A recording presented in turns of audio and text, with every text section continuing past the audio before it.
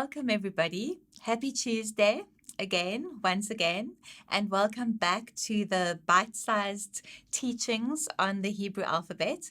I'm so excited by all the people who've reached out to me and they have been so excited just about learning about the Hebrew alphabet and, hearing some of the things that they didn't know about it. And just again, for those of you who haven't, this might be the first one that you're seeing, I really recommend that you go back to the beginning and watch the intro video and then all the other ones that have led up to this one, because I don't want you to miss out. And it's a whole story that goes right through the Hebrew alphabet. And I think right at the end of it, I'll do a little short episode on just linking, because it takes too long to link each letter, one after the other at the end of each one of these. So I'll just do one right at the end and we'll just link all of them together and we'll just find out the story that the alphabet tells us, because it's quite incredible. But yes, if you haven't watched these before, please go back and watch the intro. Please watch the others so that you get a feel for what I'm saying. And just remembering again, it's just a reminder that this is a messianic viewpoint of the Hebrew alphabet. So some symbolism and some of the things, the different meanings and interpretations that have been drawn out of the letters of the Hebrew alphabet are based from a messianic viewpoint. So the alphabet itself just speaks of Jesus and speaks of the Messiah, and I just find that the most incredible thing. So today we are doing the seventh letter of the Hebrew alphabet, and it is my favorite.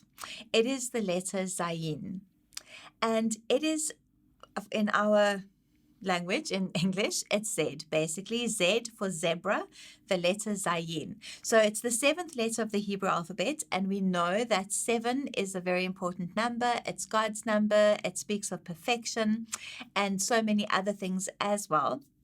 And the Hebrew letter Zayin is so interesting because some of the ancient pictographs looked like some sort of agricultural tool, almost like a plow or some kind of agricultural tool. So that was what the ancient pictograph looked like.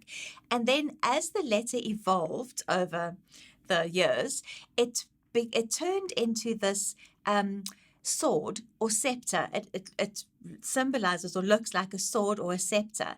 And basically that just sums up the paradox that is the word Zayin, because the word Zayin actually means weapon or sword, but it is also derived from the root word for sustenance or nourishment or food.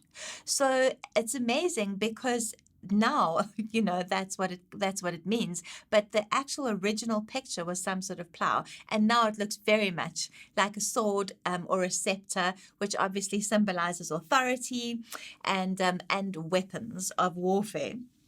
So it's a very interesting letter because it is, if you look at it carefully, you can see that it's a crowned vav. Now remember last week, Yes, we looked at the vav, the letter vav, and which is the sixth letter of the Hebrew alphabet, and 6 is the number of man, right? Okay, so the Zayin is a crowned vav. So basically what it symbolizes is the crowned man, which we all know can only be Jesus, because he is the crowned man. He is the king. So the crowned vav points to Jesus as the crowned man. It also points to the Jesus being represented, because it's a representative of bread, food, sustenance, nourishment. It's representative of the sword, which is obviously a weapon of warfare, and it is representative of a scepter, which is a symbol of authority. It is said to represent Jesus the Messiah as the Lion of Judah, the sword, as the King of Kings, the scepter, and as the shepherd, bringing the bread, the nourishment, the sustenance.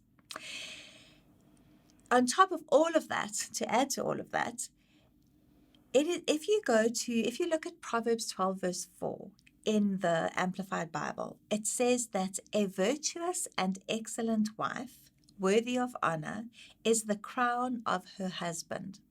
And that actually relates directly to the vav, with the crown, to Zayin, with the crown sitting on top of the vav. So when when you read back and you research the letter Zayin, that verse is often referenced in terms of the wife that is the crown of her husband if she is a virtuous and excellent wife. And remember, we were talking not so long ago about Proverbs 31 and being the bride of Christ. So there is some interpretation which states that Zayin also references the bride of Christ because it is the crown. If the Zayin is the crown, reflects the crowned man, it can also reflect the bride who is the crown of her husband. And the Zayin is used in various other places, but those are the ones that really sort of stand out. But it just takes us back to that whole the thing that I keep emphasizing in so many of my teachings, and that is how we need to embrace all the facets of God's personality and all the facets of who Jesus is as the Messiah. And this letter, Zayin, the seventh letter of the Hebrew alphabet, which just speaks to so much in terms of perfection and completeness and being in the number of God. It again, just the paradox that is referenced in this letter just points to that again. It's the same thing of you see Jesus as the shepherd, as the bread, as the sustenance, as the nourishment, but at the same time you see him as the sword, as the Lion of Judah, and then you see him as the symbol of authority. It's again just reminds us that we need to embrace all of God and we need to embrace all of Jesus, and we don't necessarily get to pick and choose the bits and pieces of him that we like. And even the alphabet itself actually spells that out for us. It's also very interesting because Zayin, in terms of representing a sword, they speak that some of the Jewish teachings on Zayin speak about how the fact that it's a sword and it also represents the number 7, because God used 7 in so many ways to they say, to slice up time, so it almost like the sword of the letter Zayin sliced up time into the sevens, for example, 7 days in a week, that kind of thing. And just the larger interpretation of that in terms of the Jewish people, which points to, Shavuot, which is the 49th day after Passover, which is 7 times 7, and etc., etc., etc. So it's the sword of time is also often referred to, Zayin is referred to as the sword of time because it's represented by the number 7 and it's also represented by the sword. So it is my favorite letter. I think it's just probably because 7 is my favorite number. So because Zayin is the 7th letter, it's my favorite letter. But I think just the way it just speaks to so much that I believe, and it speaks to so much that I preach and I teach. And I love the fact that there's such a paradox contained in one letter in the Hebrew alphabet.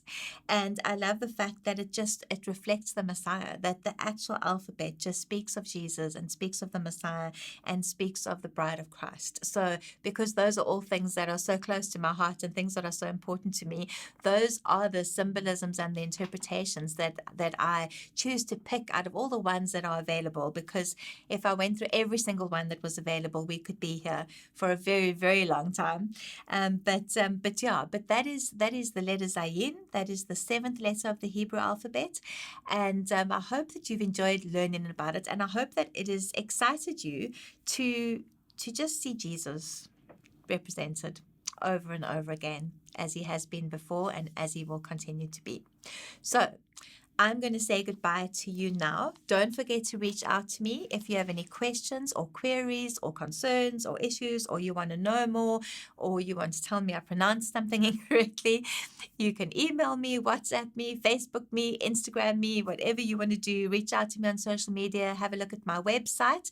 Oh, and another reminder that on my website you will find the written out explanations. So point by point form, everything that I've said here, because I know that a lot of these, it's a lot of information all in one very short space of time. So I have actually written everything out and put it on my website. So if you go have a look at my website, sallygoodwin.com, you can actually read through just the little short notes that I have taken for today, and then do some research, look into it further yourself, and who knows, maybe at a later stage I will do a course and we can go deeper I'll offer a course, should I say, and we can go deeper into the Hebrew numbers. So we're going to say goodbye for this week, but next week we will be looking at the 8th letter of the Hebrew alphabet, which is Chet. So new beginnings, always a good theme. See you all next week. Love you lots. Bye.